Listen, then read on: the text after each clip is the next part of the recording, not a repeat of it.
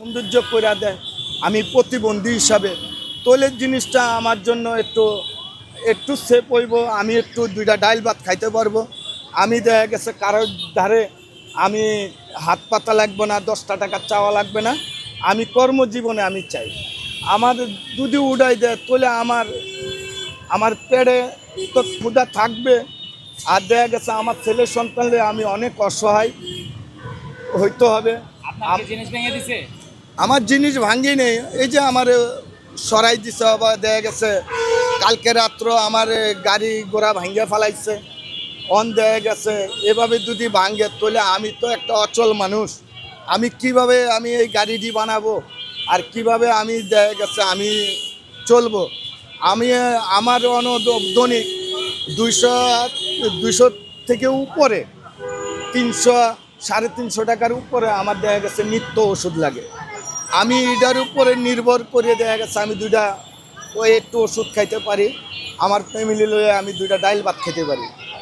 এটাও যদি অসহায় কইরা দেয় তাহলে আমার জীবনটা দেখা গেছে আমার মাইরালান্ডে উচিত ছিল। এটা তো ফুটপাত, এখন এখানে তো বসা যাবে না বলতেছি। হ্যাঁ, তাহলে আমরা কি করব? আমরা কি চাকরি করতে পারবো? আমাদের কোনো লেখাপড়া নাই, আমরা উচ্চ লেভেলে তো চাকরি করতে পারবো না, আমরা একটা কোম্পানির চাকরিও করতে পারবো না। তাহলে আমরা যদি লেখাপড়া থাকতো তাহলে আমরা কোম্পানির চাকরি করতাম, অন্য অন্য কাজকাম করতাম, তা তো নাই। আমরা দেখা গেছে নিরহ মানুষ, আমরা রাস্তায় দোকান করে খাইতে হবে। আবার দেখা গেছে আমরা তো আর চালান খাড়িয়ে বড় ধরনের ব্যবসা করতে পারবো না। তাহলে আমরা দেখা গেছে কম দামে চালান নিয়ে অবাই কিছু আমরা দেখা গেছে রাস্তায় দোকান কইরা দেখা গেছে আমাদের ফ্যামিলি আমরা দুইটা ডাল ভাত খাই।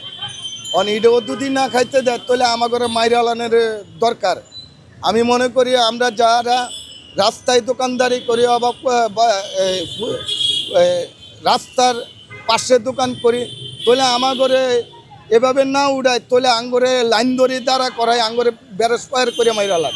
কেন আমরা বাংলাদেশে দেখা গেছে আমরা গরিব হইলাম, আমরা কেন দেখা গেছে আমরা লেখাপড়া করিনি, আমাদের লেখাপড়ার যোগ্যতা ছিল না, সেই কারণে আমরা কেন করতে পারিনি, সেই কারণে তাহলে আমাদেরকে মাইরালাক।